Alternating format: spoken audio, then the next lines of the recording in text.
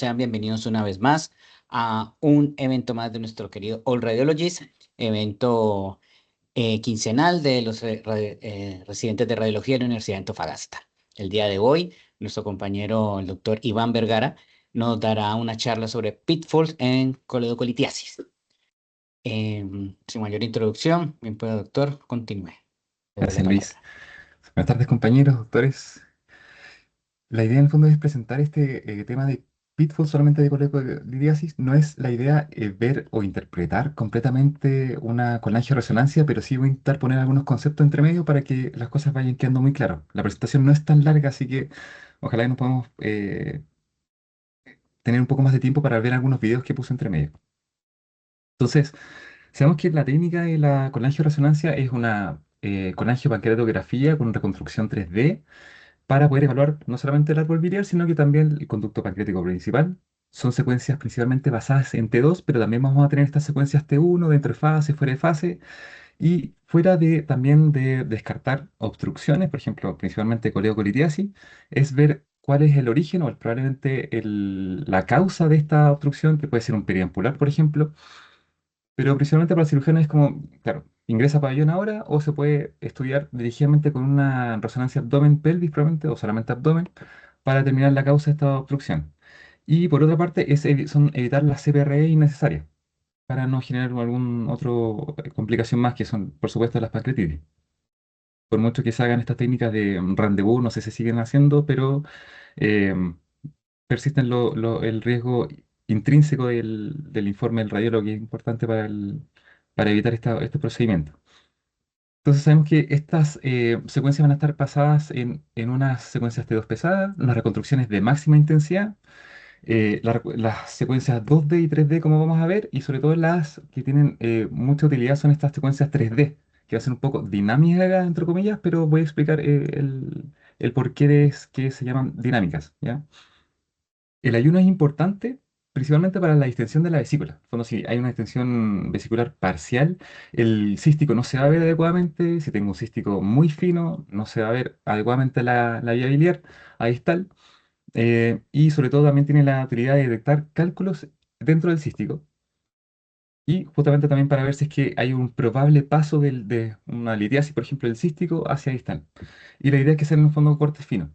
Las redes están ocupando corte, o al menos las colangio, 5 milímetros más o menos, y las redes abdomen entre 5, 6, 7 algunas, pero en el fondo las colangios son cortes más finos. Ahora, este es más o menos el mapa, así que no sé cómo lo ven en sus computadores, pero al menos el orden en el fondo Se ve que bien. las secuencias que traen las colangio-resonancias, en el fondo todos tienen su orden para tener las cosas, al menos mi orden es este, ¿cierto? El coronal, el sagital, los T2, ¿cierto? Los Hayes en una parte, con saturación grasa en otra. En el fondo, las secuencias de Stirn no se ocupan acá, sino que la saturación grasa, que no es una saturación homogénea de las grasas, como en los músculos esqueléticos, ¿cierto? Es un poco más parcial y por eso podemos tener estas imágenes un poco más hiperintensas acá arriba, em, pero en el fondo cumple el propósito de saturar la grasa en los segmentos que corresponden, en el fondo con un campo de un field of view pequeño. Las secuencias de difusión, de restricción, o sea, del correlato hipointenso en mapa AS, que no tenga o tenga, en el fondo depende de la patología. Las secuencias T1 dentro y fuera de fase, los Dixon, otros Dixon más, y estas son las reconstrucciones que pueden hacer en 2D. Algunos son con reconstrucciones como ortogonales, entonces que se pueden ver en múltiples planos, y las secuencias 3D dinámicas que ya vamos a ver, puse unos videos para que lo viéramos mejor. En el fondo que es para ver son secuencias basadas en eh, la sensibilidad que ocurre en la bilis, que tiene un flujo muy lento. En el fondo, ocupan tiempos de eco demasiado largos para que yo pueda ver el movimiento de esta bilis, por muy pequeña que sea, y así hacerla más sensible a pequeños defectos que pueden estar en su interior. Entonces, por una parte, ¿cuál es la importancia de la apnea? Uno que ya no se están haciendo los estudios en fondo que tenga una apnea prolongada, continua, porque básicamente eso no es posible, sino que hacen secuencias mixtas en unos tiempos de adquisición que el paciente mantenga la apnea y en otros que mantenga tratando la mano alta. Está muteado. Oye, perdón, sí, es que solo veo la introducción. No sé si todos los demás. Chuta. no sé si a los demás les pasa, pero yo solo estoy viendo No. en Yo no la veo diapo. la presentación. Sí, sí se ve. Va, Tienes que poner la opción de Sala. sincronizar con el moderador.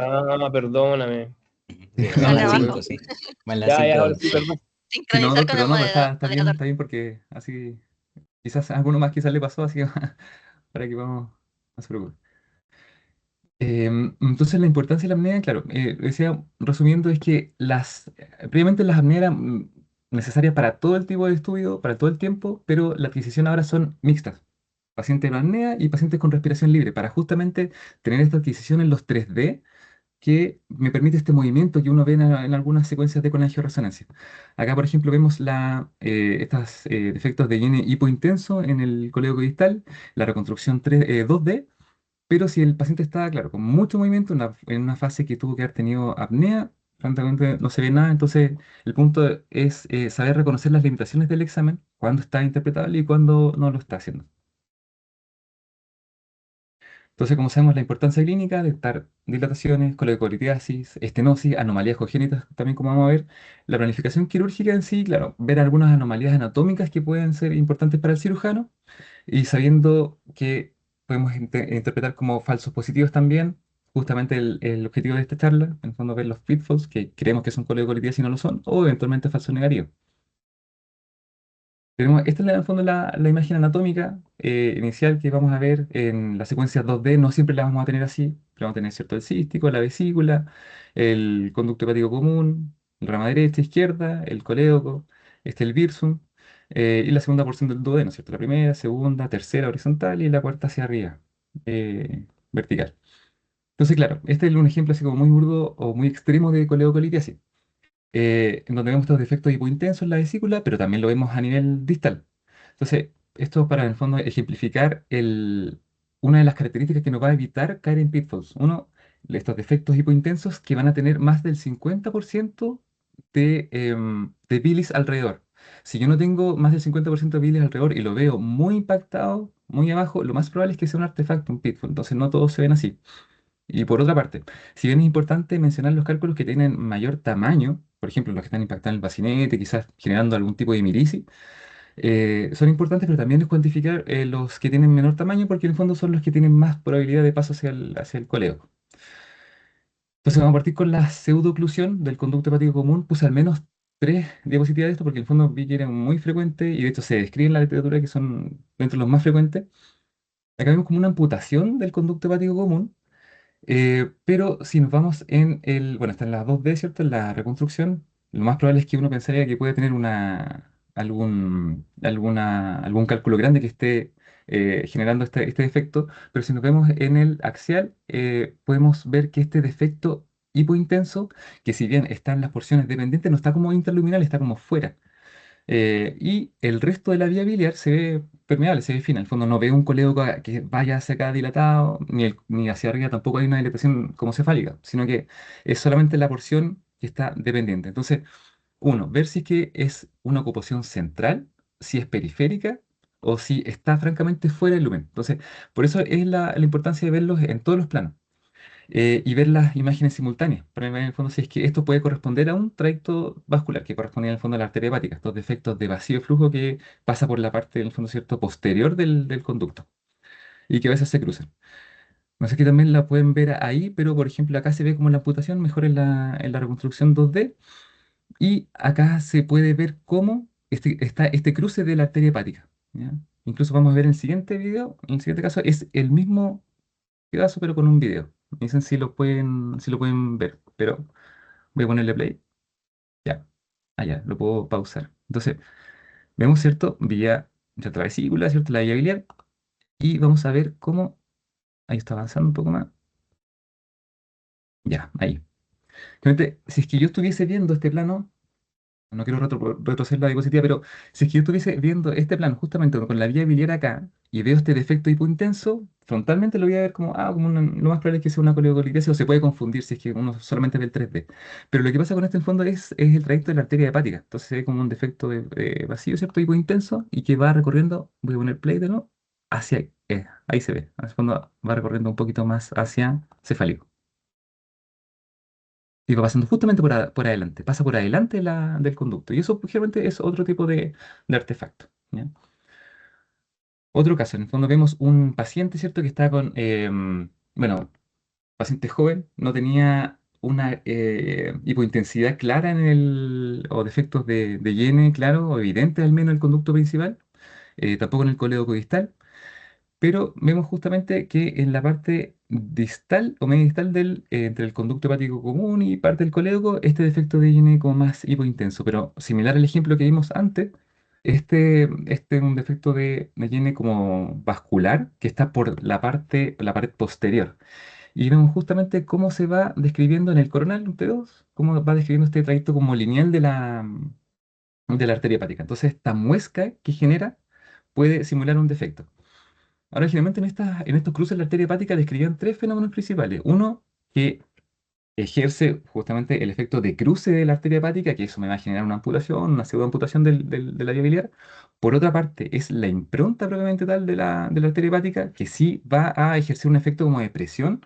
Y el tercer mecanismo es el efecto pulsátil. En fondo, un efecto pulsátil también, como la otra nos mencionaba, claro, como estos no son efectos, son cortes dinámicos, deberíamos poder ver en fondo que en algunas cortes se ve y en otras cortes no se ve. En fondo, si un cálculo no se ve, no debería variar en ese sentido.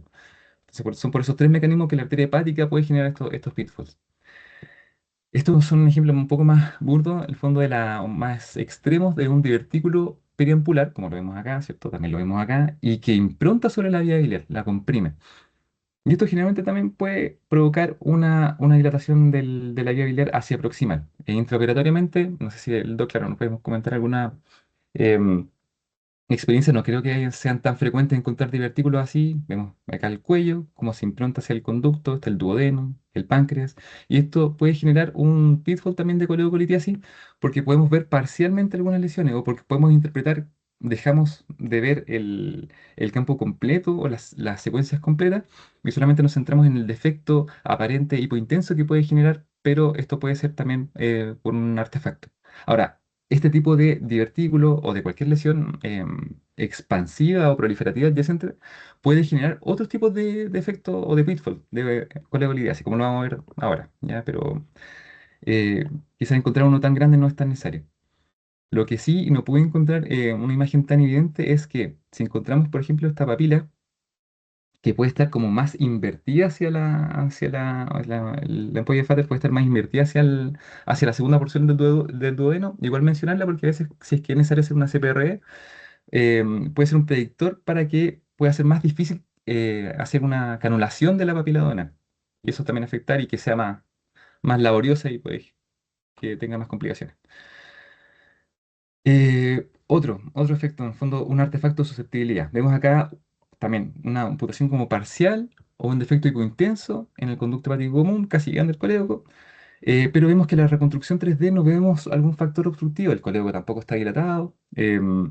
Pero sí vemos las secuencias dentro de fase. Ah, tengo el puntero. Ahí sí. En las secuencias dentro de fase acá abajito, ¿cierto? Y las fuera de fase. Acá vemos un defecto hipointenso no es tan grande como este. Recordar eso porque lo vamos a ver en las otras diapositivas también. Y genera un artefacto, ¿cierto?, de susceptibilidad magnética o de blooming. Cuando cualquier artefacto, ya sea metal o clips quirúrgico, como era en este caso, determina como un artefacto de blooming o de florecimiento que genera un defecto hipointenso que también nos puede hacer sospechar de una coleocolitis, sobre todo en pacientes postoperados que tienen dolor en hipocondrio derecho, etcétera. Pero estar atento en esto. ¿Cómo podemos diferenciar o cómo podemos hacerlo? Esto pasa similar a como lo que pasa en el aire. En el fondo, tenemos un defecto hipointenso. Ya mencionamos acá la secuencia, ¿cierto? De la tridimensional. Pero acá está, claro, un defecto hipointenso. Ahora no sabemos si esto puede ser una litiasis, gas o algún efecto que nos pueda alterar en la homogeneidad del campo, pero vemos que florece, que aumenta la hipointensidad. Entonces, este artefacto puede ser en el fondo para que ayudar a reconocernos si esto es hierro, si esto es aire, etcétera. Pero lo corroboramos mucho mejor en el escáner. Acá no es tan fácil determinar estas cosas, e incluso puede pasar fácilmente desapercibido. Y esto en relación a este mismo caso, ¿son neumovilias o son litiasis? muchas veces no es tan fácil reconocerlo. Uno pensaría, claro, las litiasis tienden a estar en las porciones más dependientes, el aire sube, la porción es antidependiente o no dependiente, ¿cierto? Más arriba, pero hay otras cosas que podrían hacernos pensar qué cosa corresponde a una litiasis real o una inmovilia. Por ejemplo, podemos ver este paciente que de hecho fue colicectomizado, le se había hecho una CPRE policonsultante. Entonces la vía ya está instrumentalizada, entonces no estamos en un escenario que perfectamente podemos tener litiasis residual, no de nueva formación porque es muy corto el tiempo, pero también podemos tener gas en la yaya. Entonces tenemos estos efectos hipointensos que estos corresponden a coleocolitiasis. ¿Ya? Y acá tenemos dos imágenes. En el fondo, la primera, la flecha más grande, ¿cierto? Vemos un efecto hipointenso que es más circular, más redondito, y al lado vemos un efecto hipointenso, pero no es tan regular. En el fondo, no es tan redondito como el otro. Y nos vamos a lo que habíamos explicado recién. Dentro de fase y fuera de fase, vemos este artefacto como de florecimiento de blooming. En las secuencias que están así como o sea, fuera de fase, el cálculo no se ve mayor de lo que se ve en secuencia de fase. Se mantiene, bueno, hay un aumento de tamaño, pero es prácticamente imperceptible o muy, muy pequeño. A diferencia de este defecto hipointenso que se ve un poco mayor que el cálculo que estamos viendo, pero dentro de fase se ve mucho más grande, en el fondo un artefacto de susceptibilidad. Ahora, viendo más pertinente todavía, en el fondo, que nos pueden ayudar a ver si es que esto es gas o litiasis. Nos vamos a estas secuencias que, o sea, en realidad no son secuencias, sino que son ponderaciones basadas en secuencias, como en este caso son T1. Estas secuencias que salen como goodness o goodness, ¿cierto? Son como que son, a ver, son ponderaciones basadas para cálculos de mapas en secuencias de T1. Entonces, así como tenemos estos T1, T2 estrella que nos van a servir para detectar hemosiderina, elementos paramagnéticos, esta secuencia, y encontré de hecho una multi, cómo sale en el nombre para que nos podamos ir ubicando, hacen una relación inversa al T2 estrella. Entonces, todo lo que no va a caer, que no sea paramagnético, por hierro, etcétera, o elementos cálcicos, ¿cierto? Se va a mantener hiperintenso, porque no va a caer, en el fondo no es hierro. Entonces, esa es la utilidad en el fondo de esta secuencia Goodness. De hecho, lo había aprendido viendo esta anomalía y allá, bueno, el paper que me había basado, la ocupan harto para corroborar lo que realmente sea neumobilia y lo que puede ser eventualmente lidiasis. Esta es la secuencia en el fondo que muy pocas personas lo ven, o generalmente yo tampoco lo había considerado verlas, porque claro, la resolución espacial es muy mala, pero en el fondo buscan ayudarse similar al tipo de estrella con artefactos para poder determinar algunas lesiones que pueden estar o no presentes. Otro caso, un paciente joven que lo habían derivado también por una dolor abdominal, hipocondrio derecho, tenía antecedente de una cole reciente, una colectomía reciente, se le hizo también una CPRE previa y vino nuevamente con dolor en hipocondrio derecho. Se le ha hecho una eco en el extrasistema, vieron que tenía este efecto así como lineal, ecogénico, con sombra acústica posterior y un poco de estos defectos, o sea, como artefactos de reverberación. Sospechó que podía tener un gas en la vía biliar. Se le toma la reso, vemos esta amputación de la vía biliar en la secuencia de reconstrucción 2D. Y acá vemos un defecto pequeño, hipointenso en las porciones más dependientes, ¿cierto? O sea, antidependientes. Y abajo vemos parte de lo que es la vía biliar, en el fondo, porque también conserva parte de su líquido. Y aplicando nuevamente, ¿qué pasaba con dentro de fase y fuera de fase? Esto es la secuencia dentro de fase y fuera de fase. Este artefacto tiende a florecer o tiende a ser un poco más grande. Entonces ya tenemos más elementos pertinentes, ¿cierto? Una amputación, que no le vemos un cálculo distal. Por otra parte, está en los segmentos antidependientes, lo vemos que está más arriba, no vemos que está en las porciones de abajo y tampoco está extraluminal. Nos vamos nuevamente a la secuencia en fase y fuera de fase y vemos que esto florece, tiene un artefacto de susceptibilidad de blooming. Entonces, ahí uno con eso puede determinar que son más pertinentes para ver y corroborar justamente con el escáner, como sale acá, que esto es una neumovilia. Ahora, si uno pusiera por ejemplo, el R2 estrella que le pusieron a esta secuencia de acá, podría corroborar que esto debería mantener hiperintenso, justamente en la sesión que uno, o sea, en la sección o el corte que uno lo está viendo. Otro es el pseudocálculo. Esto igual es, a ver, yo creo que quizás más difícil de diferenciar entre un cálculo real, pero en el fondo corresponde a dos anomalías principalmente, ya sea por contracción, una estenosis severa, ¿cierto?, del esfínter de hoy, que está en relación a la ampolla de Fater, o que en el fondo hay una disquinesia, que no se mueve y que se mantenga permanentemente contraído el esfínter.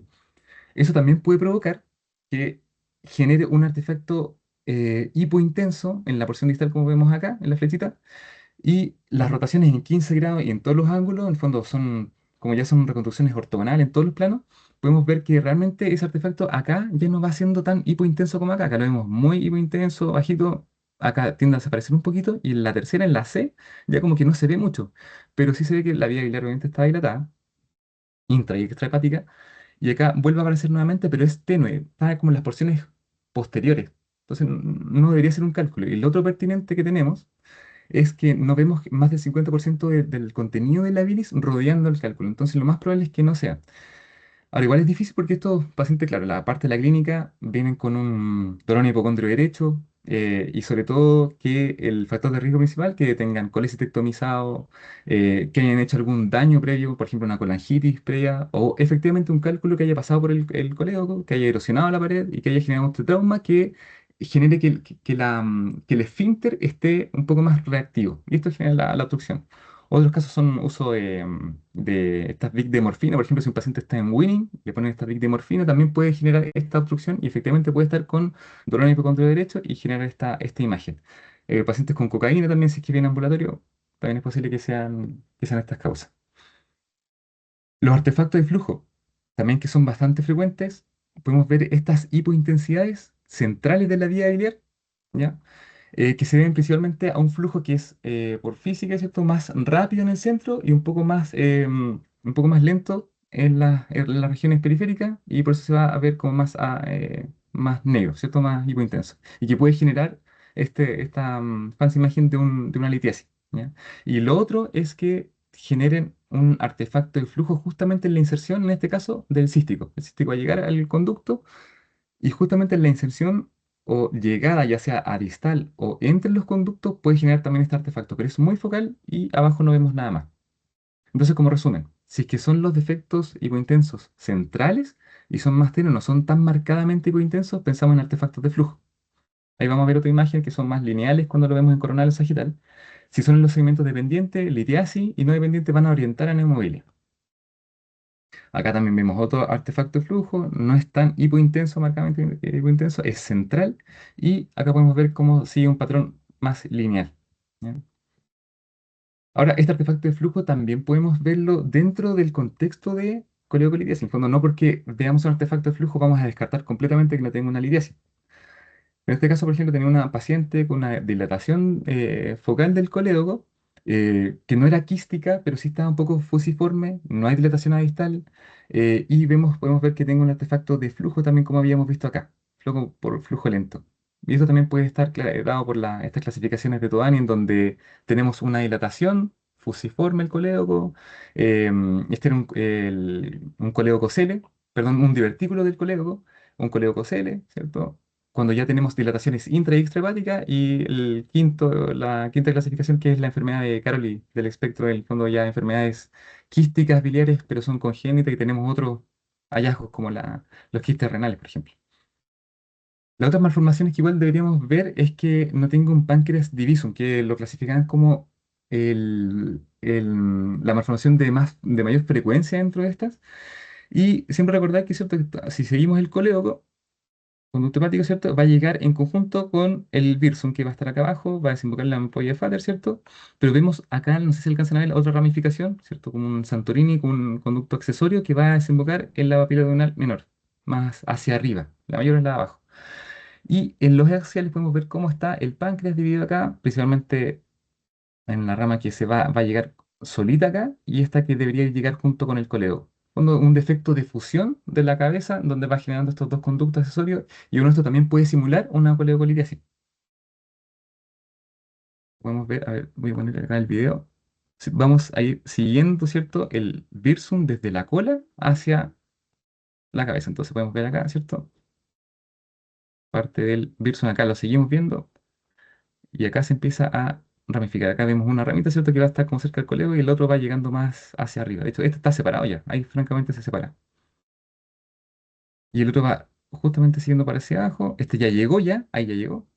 Y este va, ese. Entonces ahí justamente va llegando la papila renal mayor. Y no hay nada tampoco. No hay litiasis. El páncreas anular está determinado como un pitfall de coleolitiasis, pero principalmente en las resonancias más antiguas, donde los cortes eran más gruesos, donde el MIP podía sobreestimar una coleolitiasis, que principalmente está dado porque la cabeza del páncreas va rodeando la segunda porción del duodeno y esto pudiera generar un defecto, que lo vemos acá como una hipodensidad, esto ya es un caso muy extremo, pero pudiera hacer una sospecha de una falsa coleolitiasis, ¿no? Estos pueden ser parciales o totales, pero igual hay que considerarlo dentro de los pitfalls de coleolitiasis. Esto es así como se veían las resonancias más antiguas. En el fondo, el páncreas rodeando parcialmente el colédoco, que pareciera que tuviese como un defecto hipointenso. Claro, hay múltiples litiasis vesiculares.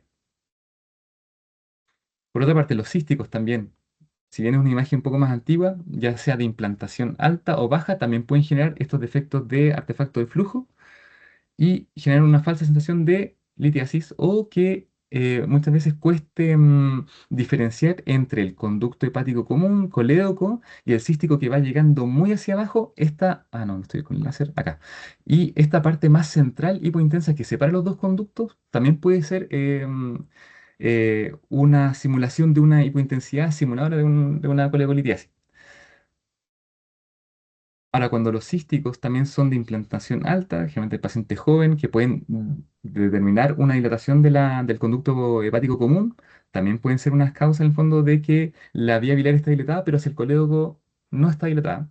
Eh, no tanto como un pitfall de coledocolitiasis, pero siempre mencionarla en el fondo por la variante anatómica y porque perfectamente pueden generar dilatación del conducto hepático común en paciente joven que no está con dolor, que no tiene alteración del perfil hepático, pero que podemos ver artefactos de flujo acá arriba.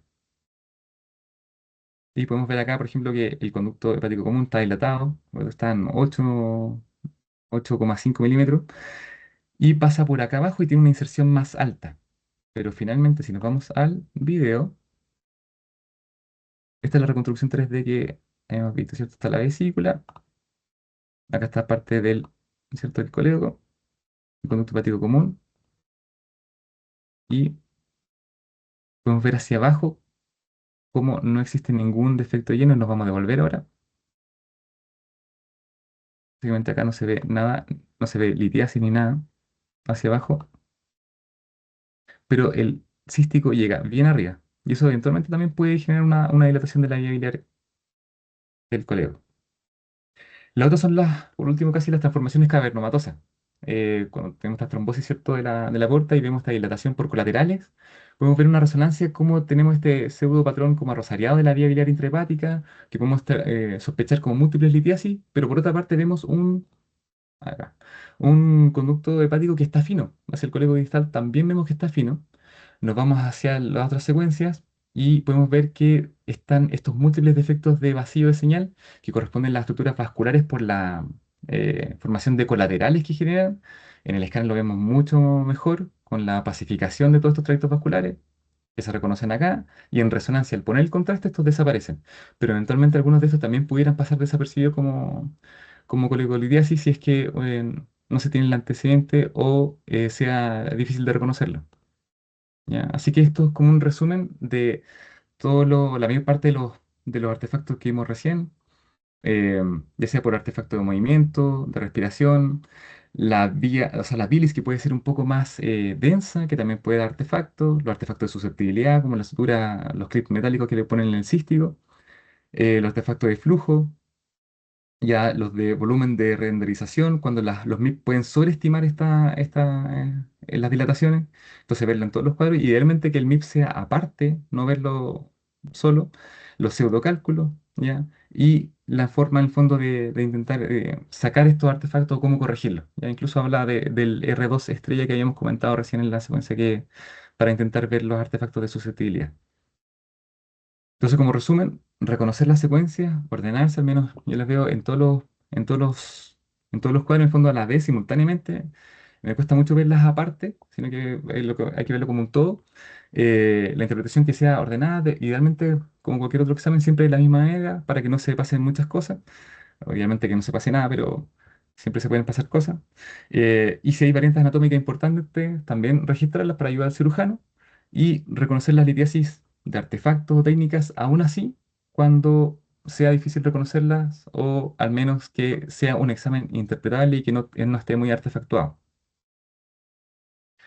Así que eso en relación a la presentación. Muy bien, Iván, muchas gracias. Abro el espacio por si hay alguna pregunta o comentario que quieran hacer adicional.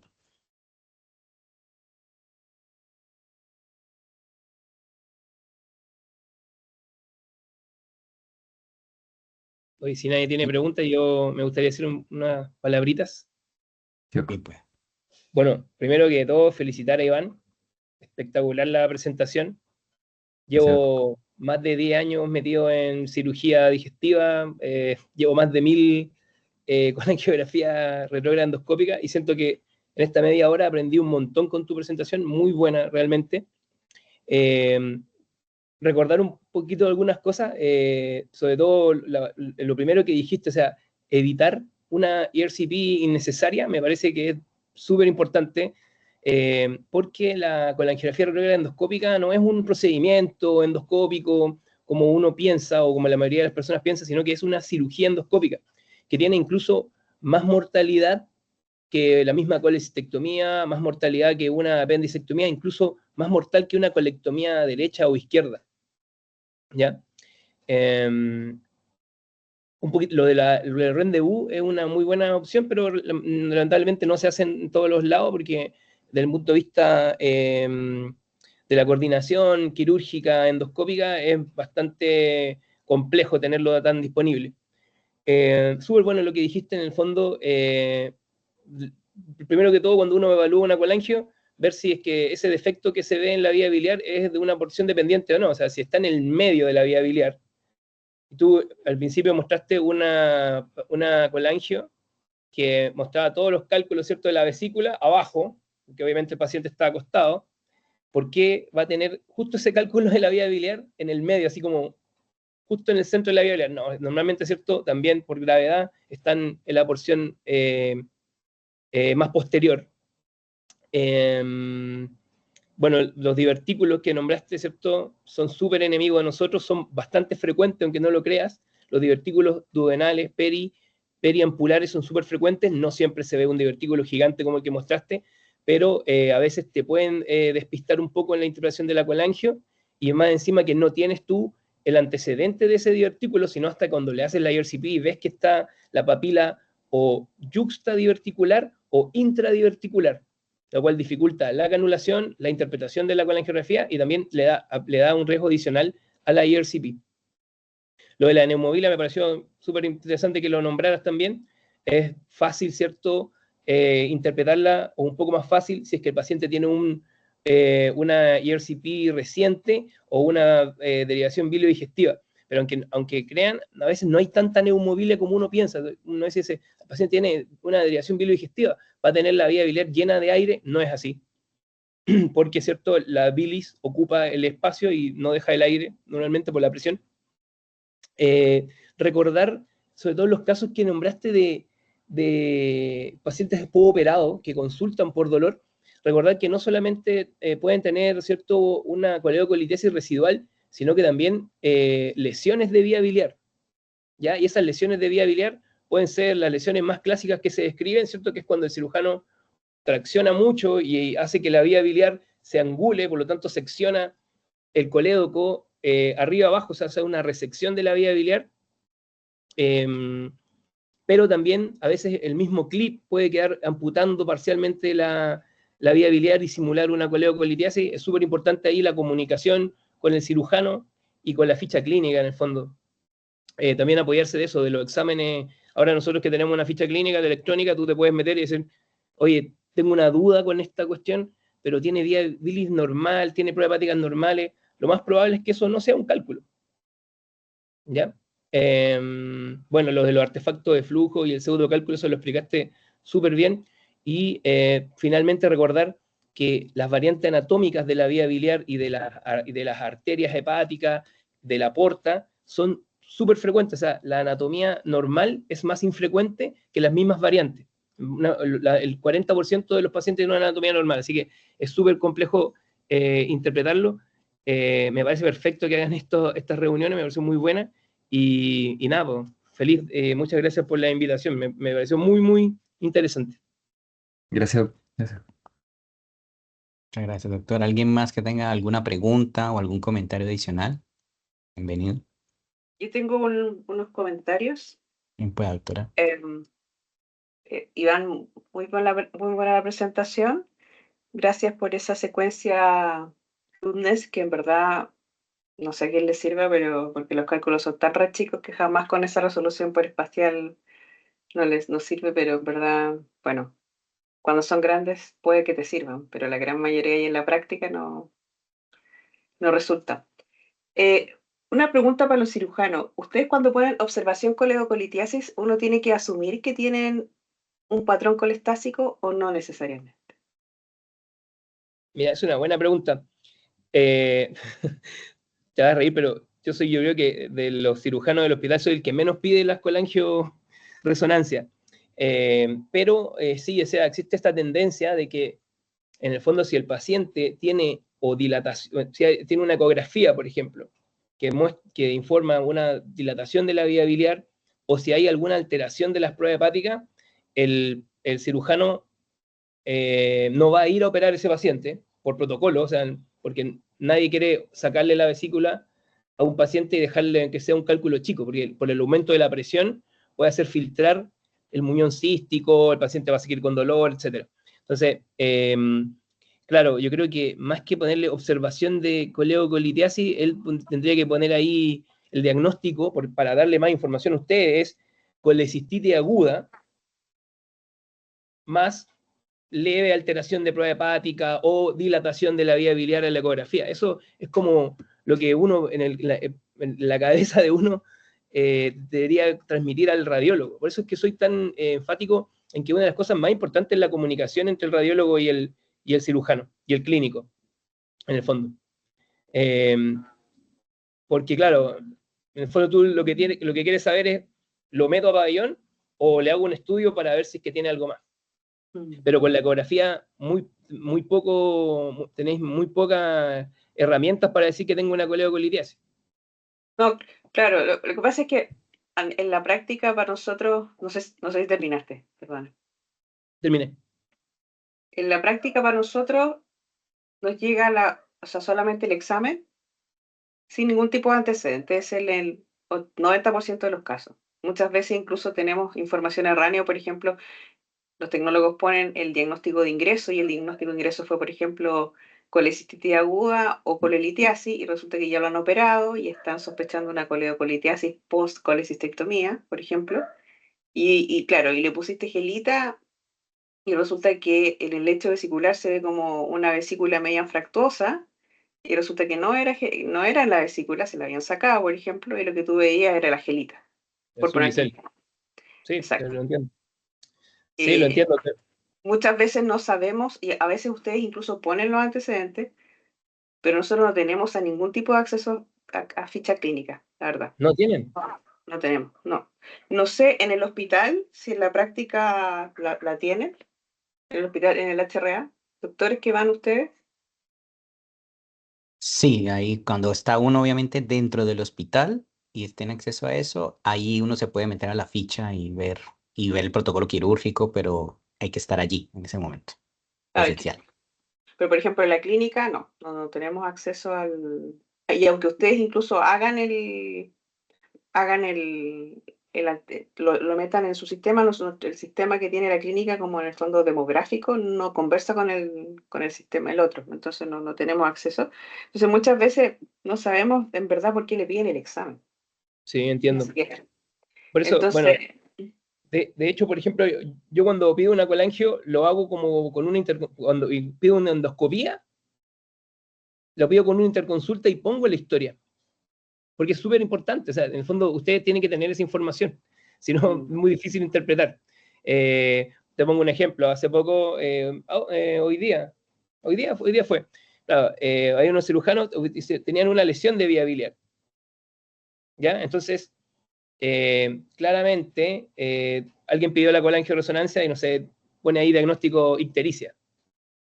Y claro, la colangioresonancia decía, observa vía biliar no dilatada sin defectos compatibles con coleocolitiasis. Pero uno que sabe, o sea, que el tipo, que la paciente fue operada, que tiene un drenaje que está saliendo 500 cc de bili, sabe que tiene que ir a buscar un hoyo en la vía biliar y se veía claramente el defecto, pero lo entiendo ustedes que si es que no tienes la historia completa, es muy difícil interpretarlo. Sí, sí, porque eso en el fondo nosotros interpretamos los hallazgos y hay cosas que se ven iguales, o sea, no, o sea, dependiendo de la clínica van a corresponder a una u otra cosa. Otra cosa, Entonces, claro. es como muy importante que, bueno, hay que aprovechar las instancias docentes, que hay becados, hay residentes de cirugía, hay residentes de radiología, entonces aprovechar todas esas instancias de comunicación hasta que se haga un hábito y que eso sea lo que prime, pues el hábito de tener el antecedente clínico, porque al final el que gana es el paciente, porque Sin nosotros duda. podemos Es que hacer en el una fondo, mejor lo que hay que investigación. hacer es ponerse un poco más firme y sistemático y solicitar en el fondo, cada vez que pidan una colangioresonancia o un escáner o una resonancia abdomen, lo que sea, que venga con la historia. Si eso, uno no se demora nada, no tiene que tener la historia de un mes, solamente decir, no sé, paciente con colecitis aguda, descartar por favor coleocolitiasis concomitante, o colecistectomía reciente, ingresa por ictericia, sospecha de lesión de vía biliar. Son 3 frases que a ustedes les ayudarían mucho.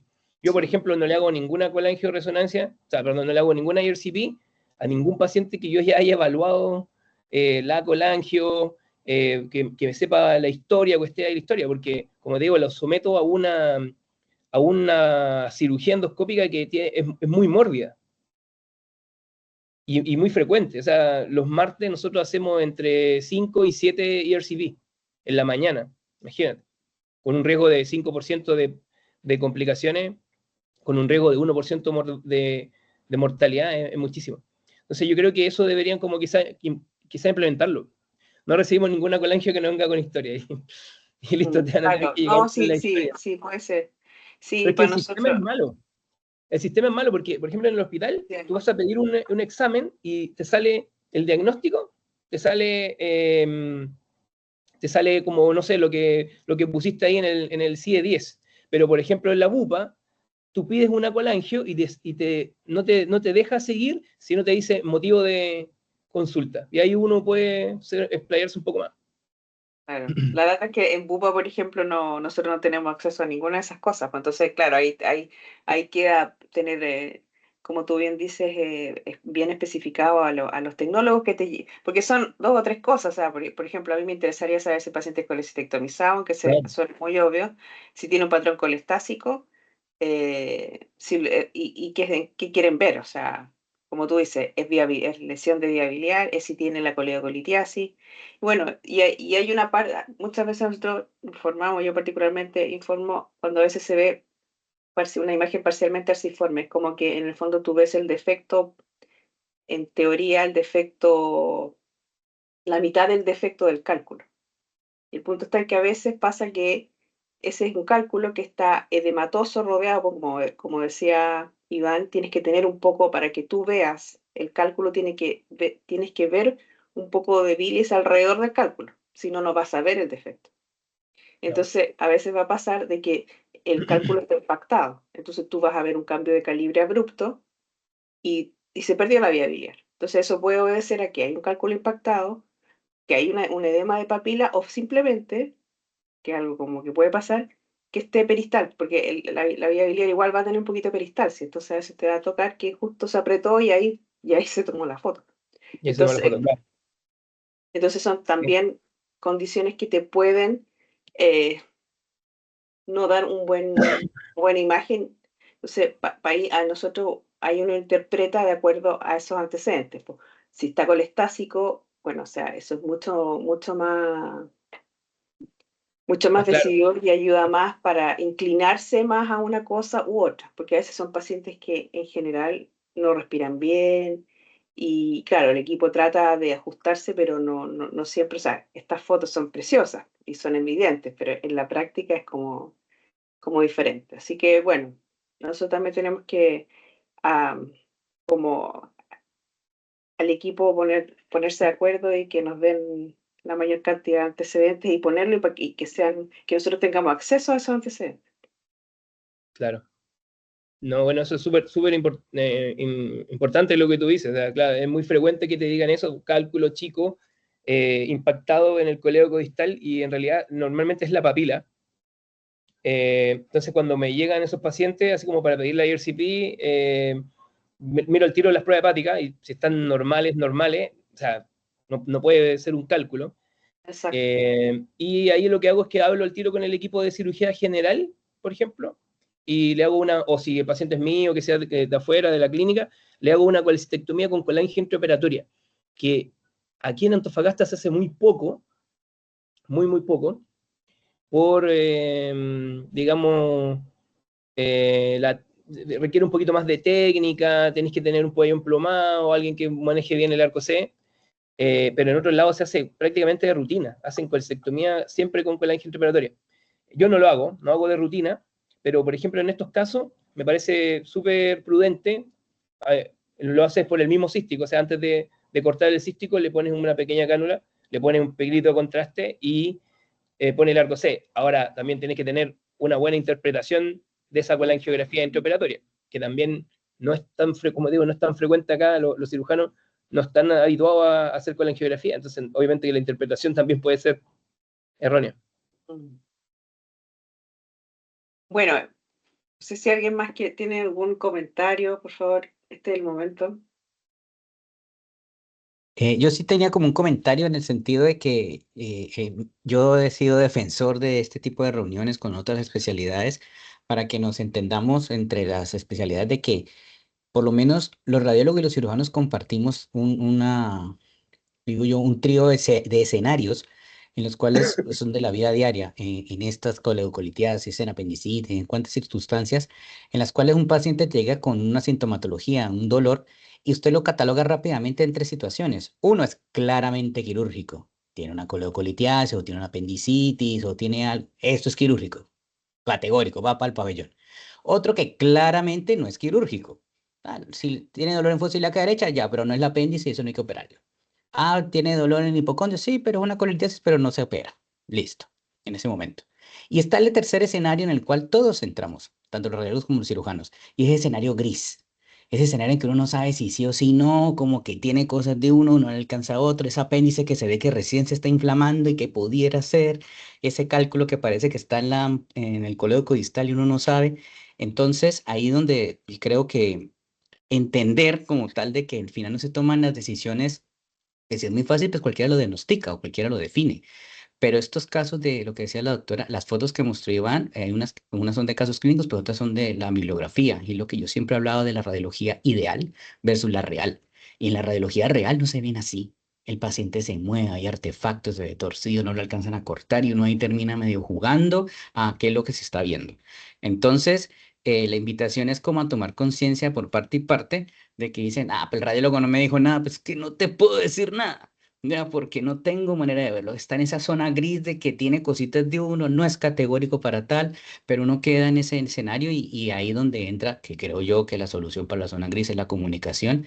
Y yo creo que hay que fomentar que si no están las instituciones, pues hacer más relaciones sociales con los cirujanos y los radiólogos que se conozcan y poder una en últimas hacer el llamado dirigido, hasta la mandó fulanito, yo lo conozco, pa, y hablar dirigidamente. Es como la reflexión que yo saco de este tipo de situaciones, porque esto lo veo una y otra vez en muchos escenarios distintos, ¿ya? Bueno, básicamente eso es lo que tenía que aportar. Si alguien más tiene algo que decir, bienvenidos, si no, para cerrar el día de hoy. ¿Nadie más? Bueno, yo voy a dar por finalizar la grabación.